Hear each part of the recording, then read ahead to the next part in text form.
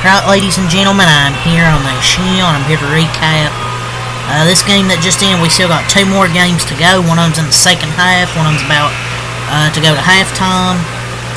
But let's talk about this one quickly. Number 6, Ole Miss beats number 3, Iowa State, 91-78 reaction. Ole Miss going to the Sweet 16. I wouldn't have predicted that at the start of the season. And the SEC has I think, how many teams? Like 6-7 teams going to the Sweet 16 or something like that.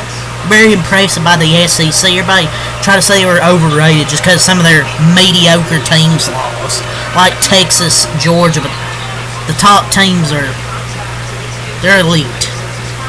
Almost half of this Sweet 16 is from the SEC, and they're the top teams in the SEC. All the others, they suck. Alabama, Auburn, Arkansas, Florida, Kentucky, Ole Miss, obviously they advanced. That's the most teams in the Sweet 16 by a single conference.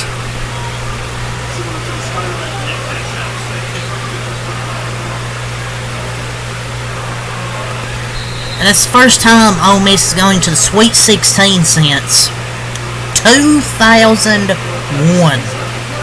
Yes, 2001. The final score is kind of misleading. It wasn't really this close. It was 40-29 at halftime, Ole Miss, and they just dominated. This game, Iowa State was never competitive. The score is kind of misleading because it was 78-52 with like 5.5 minutes. Then Ole Miss backed off, didn't really try after that, just put it in first gear. But it's not the way Iowa State wanted in the season, because I was really high on them at the start of the year, and then injuries and just not good play towards the end of the season. It's just a complete disappointment of a season, kind of hell, shooting, and basically everything that went wrong did. After that half-court shot, I remember when Arizona hit that shot early in the season, everything's just went downhill since then for Iowa State. So, Becky, you may be so. And Chris Beard has done a really good job with this team. No matter how you feel about another person, he hasn't made the Sweet 6. They haven't made the Sweet 16 since 2001 until today. And along with that, Ole Miss reached 24 wins for the first time since 2010. No matter how you feel about Chris Beard, that dude can coach. That dude's a damn good basketball coach. He may not be the best person, but he's one of the top coaches in the sport. Because who would have thought you would be saying Ole Miss in the fucking Sweet 16?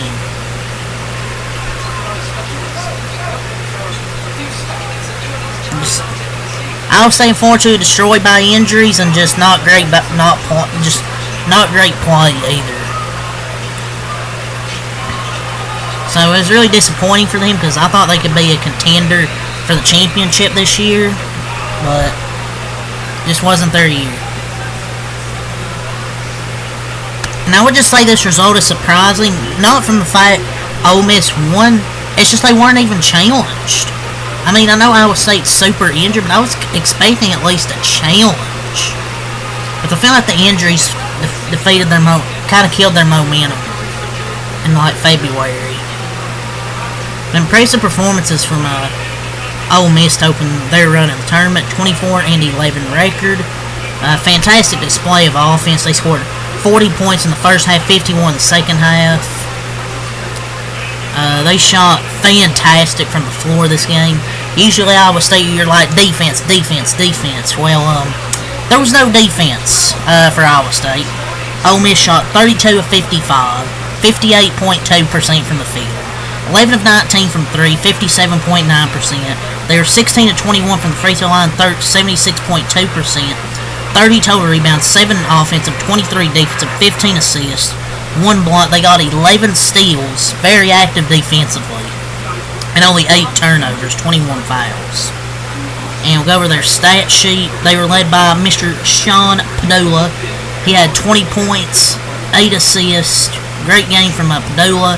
A near double-double for Sean Padula.